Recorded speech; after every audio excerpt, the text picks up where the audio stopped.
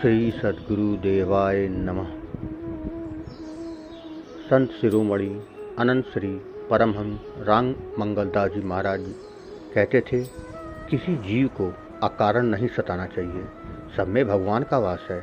यह अवध धाम सिद्धों की सराय है। तमाम महात्मा रूप बदल कर यत्र तत्र घूमते रहते हैं। ऐसा उन्होंने कई बार अनुभव किया।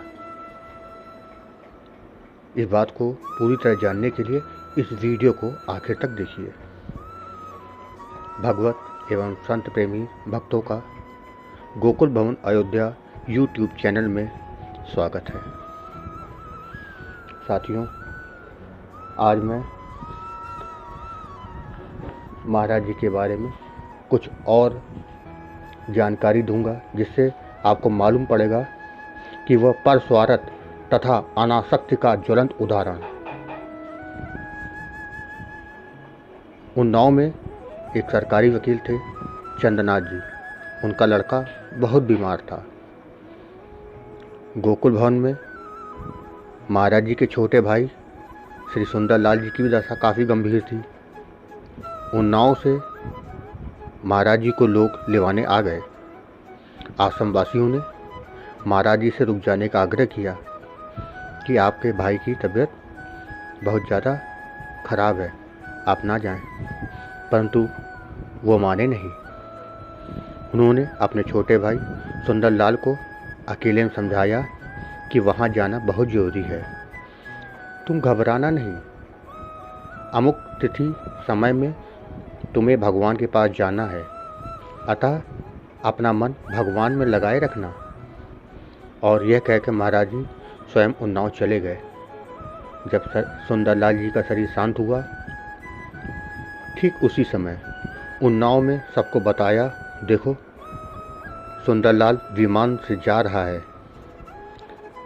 इस स्थान से देहावसान का समाचार बाद में पहुंचा। उधर वकील साहब का लड़का भी स्वस्थ हो गया। महाराज जी मेरा तेरा के भाव से ऊंचे उठे समदर्शी संत थे। रायगंज अयोध्या में साधु विशेश्वर पासी कहीं से श्री कबीर दास जी का एक निर्गुण वाणी पास पा गया था। उसमें सुरती शब्द राजयोग पर एक पद था। वह उसी मार्ग की जानकारी के लिए अवध तथा काशी में अनेक स्थानों पर गया। कोई विद्वान महात्मा नहीं बता सके।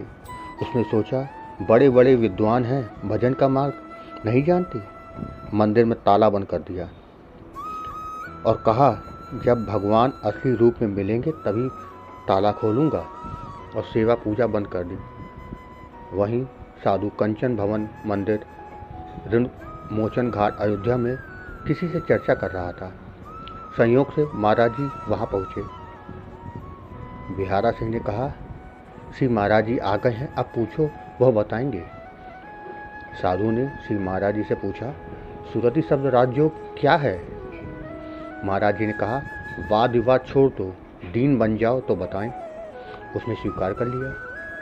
श्री महाराज जी ने भजन मार्ग साधन बताया। उसे रात में कुछ अनुभव भी हुआ। दूसरे दिन आया और सारा हाल महाराज जी को बताया।